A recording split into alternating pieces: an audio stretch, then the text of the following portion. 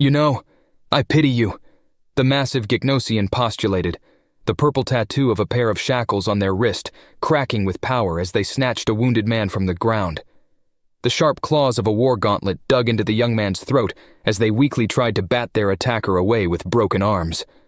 The Gecnosian laughed and tightened their grip, the young soldier's lifeblood spilling out over the cruel gauntlet as the massive lizard continued to speak.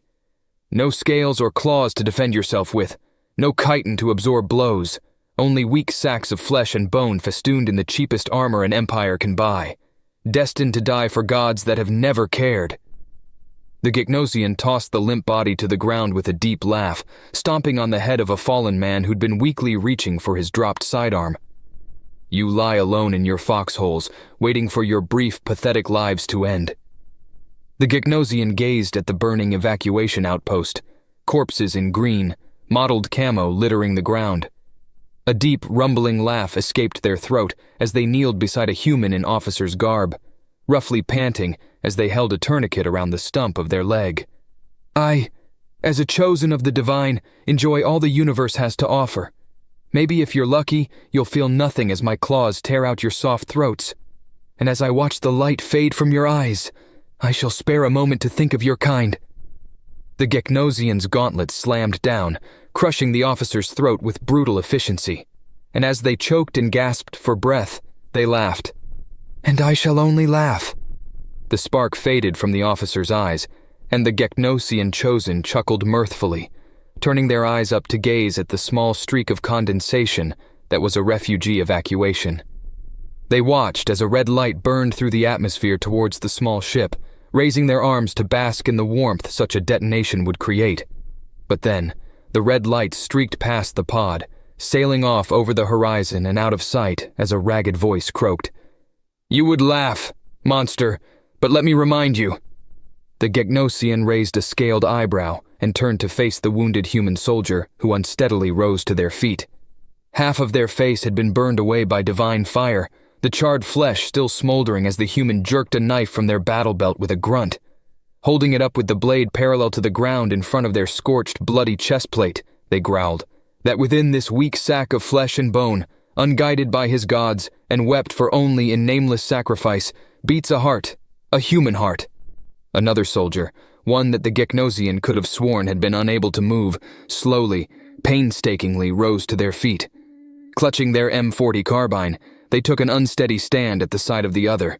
The knife-wielding human took a swaying step forward, voice a death rattle as they spoke. And within that heart, clad in disposable armor and defended by cold steel, burns the fury of every man, woman, and child from every forgotten corner of the universe. Within that heart that knows only fear, uncared for, and mourned only by those whose lives they saved, stands the courage of all humankind. More wounded soldiers stood, drawing weapons or retrieving them from the ground. Some only raised their fists, their grievous injuries not even slowing them as they took their place at the speaker's side.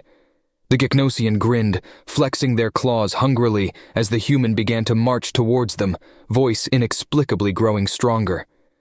"Within that weak sack of flesh that you so openly mock, beats the heart of a man."